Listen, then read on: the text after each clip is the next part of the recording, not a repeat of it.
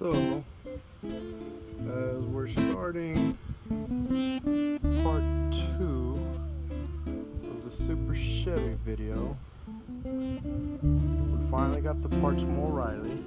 I mean AutoZone. It takes forever. And one thing you want to realize is that you put your new part in your back.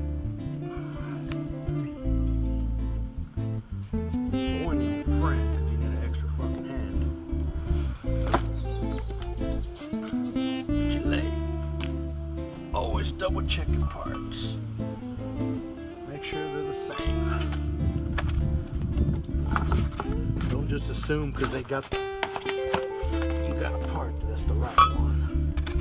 Make sure it's the same fucking height.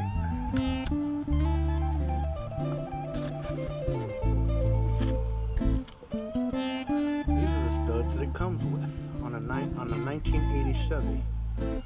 But I'm using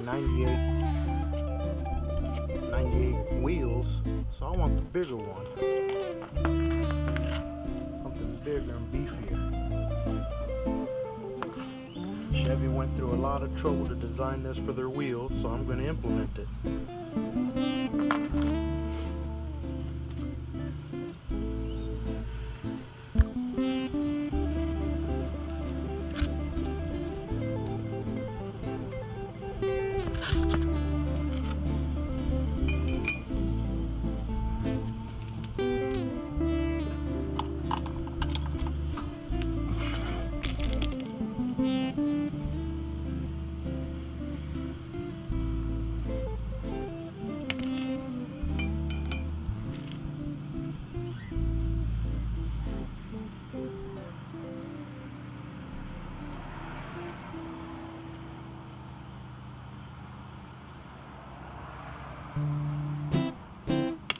I had a GoFundMe video, but nobody contributed, so oh well, fuck it. Back to being a piece of shit mechanic. Doing things the old-fashioned way with no funding. But hey, it's better than working on somebody else's crap.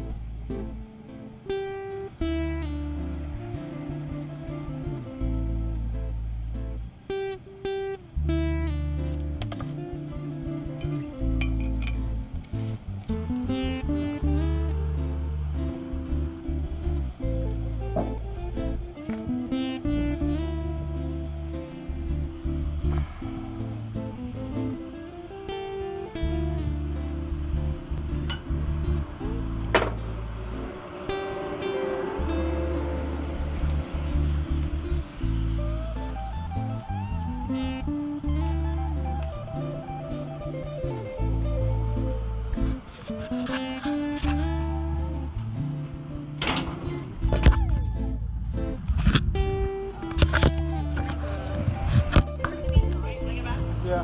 I love my house inside.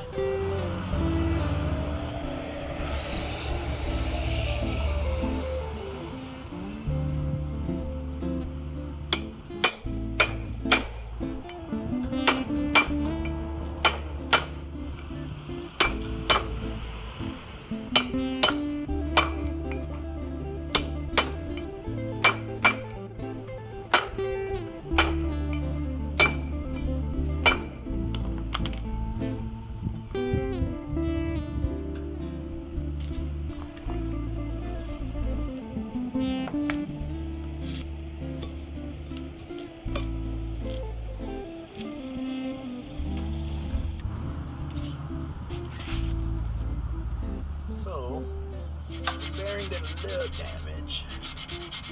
Nothing a little sandpaper can't smooth out. Only on this outside surface, there's a little scoring. So we're going to clean it up a bit.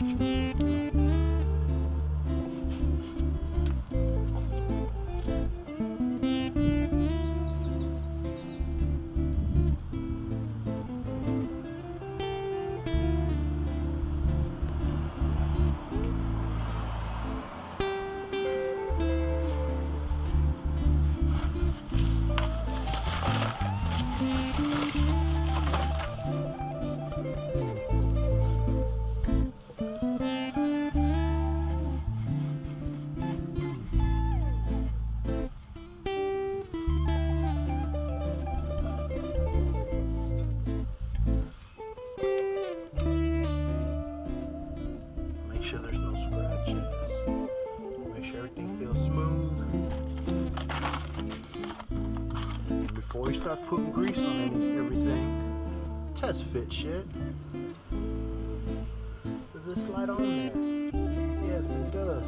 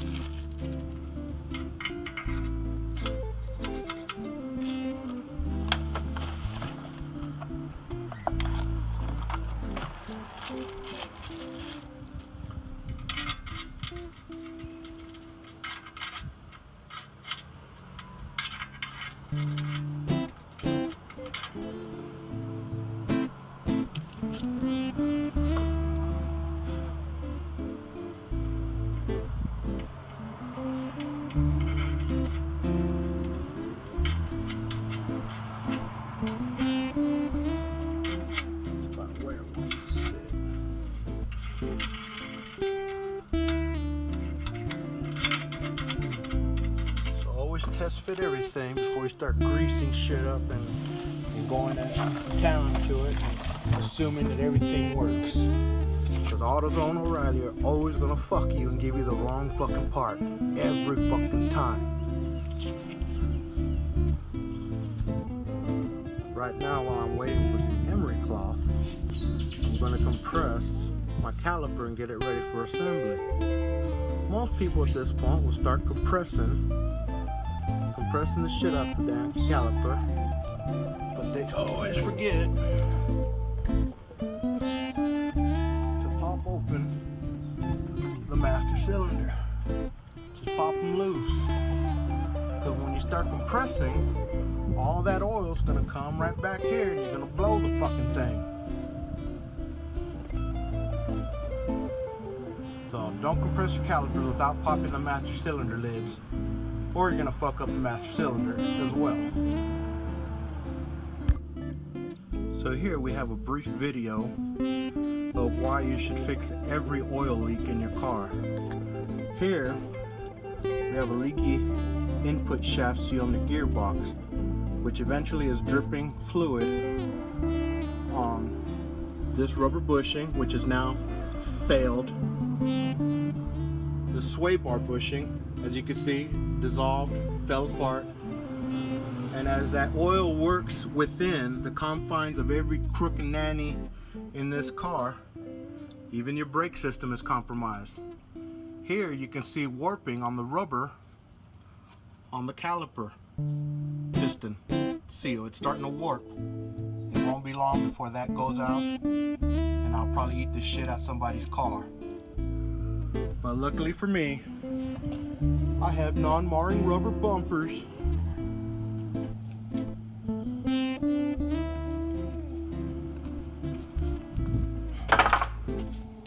Now, back to our original job. Here on the spindle we have a little bit of marking. Right here's a little ridge from where the inside bearing was jumping around. So we're going to use emery cloth. We're going to work that ridge down until our bearing can slide freely on this shaft. Here you can see from the bottom the ridge that I'm trying to remove with sandpaper. Now most auto mechanic shops will say, you know, this asshole came to me, he's never going to take this wheel apart, he's never going to know the scoring's here, I can't see it from home. Thus why I do my own work, because nobody has integrity, nobody has pride in their work, nobody will think about removing this little ridge from your spindle. So here's a close-up view. We finally got rid of that ridge, cleaned up the surfaces that the seal rides on, because you don't want to prematurely wear out that seal. Then you get grease coming all around right here, getting slung all over your brakes. We got rid of that ridge because we want to make sure that this thing slides in. Otherwise, before, it would have been stuck somewhere out here. So that's little details that most mechanics won't do, especially if they're charging you a really cheap rate. If they're charging you a really cheap rate, they're probably not going to pay attention to any of this. They're probably going to not clean any of this. They're just going to slap some more fucking grease on it, put it together, and send you on your way. So we used our grease bearing packer to pack our bearings. Push down till it squishes out. Here we have the inside bearing, the outside bearing already in place. Put the seal on. Between the seal and the rotor hub, I used a little bit of a, it was supposed to be Mega Black, but of course AutoZone always gives you the wrong shit, but whatever, it's silicone nonetheless. They always get the wrong shit. You tell them Mega Black, they give you Ultra Black. Tell them copper, they probably give you some real wires. But you put a little silicone between the seal and that just to hold it in place. Again, our bearing surfaces are clean, and so's the seal surface. And one thing I like to do is use a little silicone-based grease just to skim the outside of the rubber, because after all, rubber does break down with petrochemical products. And this is an instant where petrochemical products are in contact with rubber. So I want to try to give that rubber seal, a little bit more of a chance. I do more than most other mechanics do because I like doing it right. People's lives are at stake. It doesn't matter if I like to drive fast and kill myself, but I need to stay in control and not kill others around me. And another thing everyone overlooks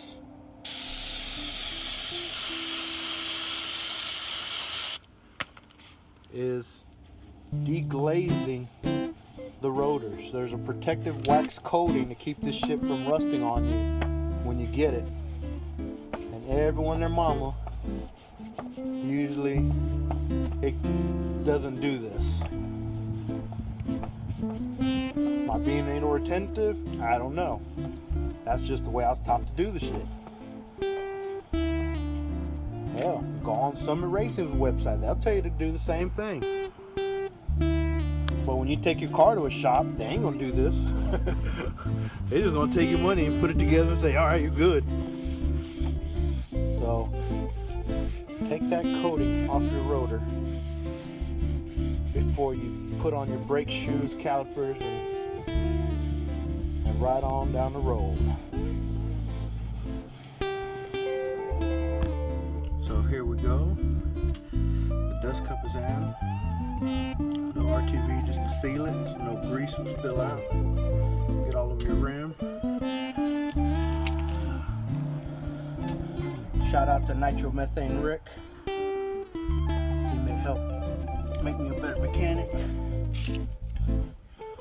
Always torque your wheels to 100 pounds. So we now have the driver's side wheel off. And we can see here that something was starting to rub on the seal surface. And not only that, after doing the other side, I now recognize these markings. So this marking is where previously it had the same problem before. It had an outside bearing malfunction before, because this spindle is badly scarred.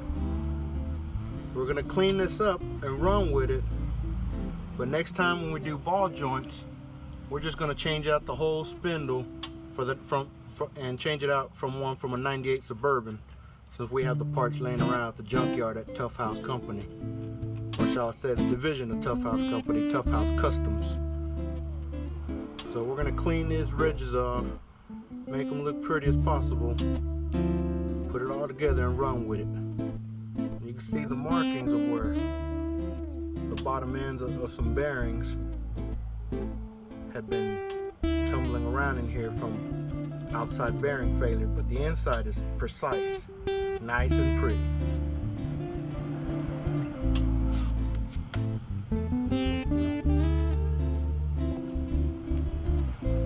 How you doing? And as we examine the bearings that was previously there, it is still in good shape. We could clean it up, re-grease and run with it, but we got new stuff. Let's just start over cleaning. And here's the rotor.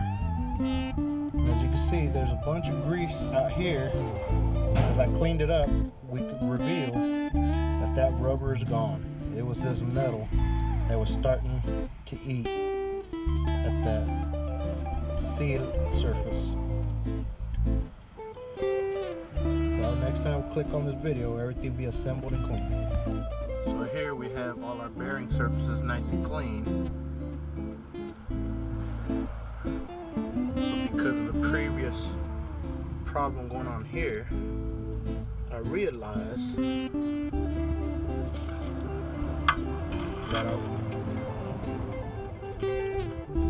there's a little wobble. So I may not wait till the ball joints go out to change out the spindles, but it is what it is. And right here you can see where I cleaned up that surface where the inner seal is gonna sit. And the reason it's cleaned real good with a little bit of brake cleaner is so that the RTV can stick. So make sure we got a nice seal. This is gonna be in place. It's not gonna just spin, free spinning around in there, wallering out, wearing out shit. Here's the seal on. And again, I rubbed a little bit of dielectric grease on that rubber because dielectric grease is a silicone grease that will not mess up that rubber seal. And I even put a little bit right there on the seal surface. Little dielectric grease, silicone grease. Again, protect that rubber a little bit, give it a chance. You know, it's already gonna be fighting friction. You know, and on top of that, it's gonna be fighting petrochemicals. That again, like we said earlier, they tend to mess up bushings, rubber seals, seals on calipers. So always fix your leaks because petrochemicals and rubber don't mix. So here we go. We torqued everything down to 100 pounds. Now to put a little cap back on. Everything looking pretty. Thank you for this video. Hope you enjoyed it.